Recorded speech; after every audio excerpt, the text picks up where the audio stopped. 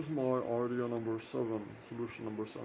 Not all of these are developed, alright, these are simply ideas or proposals that I have given some thought to and done some research on, but I haven't exactly worked out their costs or overall viability and things like that. Hopefully, if some of these pique the interest of the designated governing bodies that decide to implement them, they can probably ask certain departments to do some research and make proper or better proposals or come up with pros and cons. Anyhow, putting that aside, so this one is basically having multiple reservoirs built throughout the flood prone communities.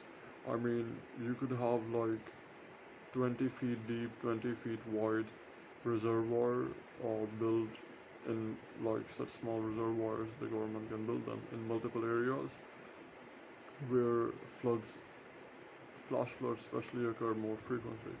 So they're like a place for storing water during floods.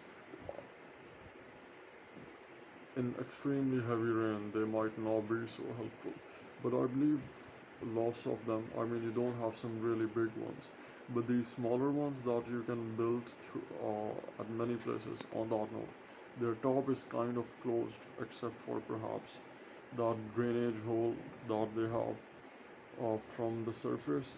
So the underground reservoirs, let me specify that. So they're built underground, and I haven't exactly worked out what would you do with the water that collects there. Would you connect it with a drainage system? And if it gets connected to a drainage system, if that drainage system itself overflows, that might defeat the purpose of the reservoirs to begin with. So they could get filled with water. So do you just store them? What do you do?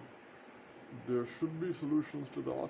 Maybe you have a specific drainage system that is focused only on these reservoirs, or you simply close them off and then you use a sump to pump the water back up later on and you do a cleaning. But it depends on how much money you want to spend on it as well. You can make really cheap ones, simply like dig a hole, cover the walls with cement or something like that, and simply just to let the excess water fill in so that it doesn't get out of control. And you build lots of these, I mean, like a lot of these throughout the community which are prone to flood, and they might work as a stopgap drainage system in extreme events.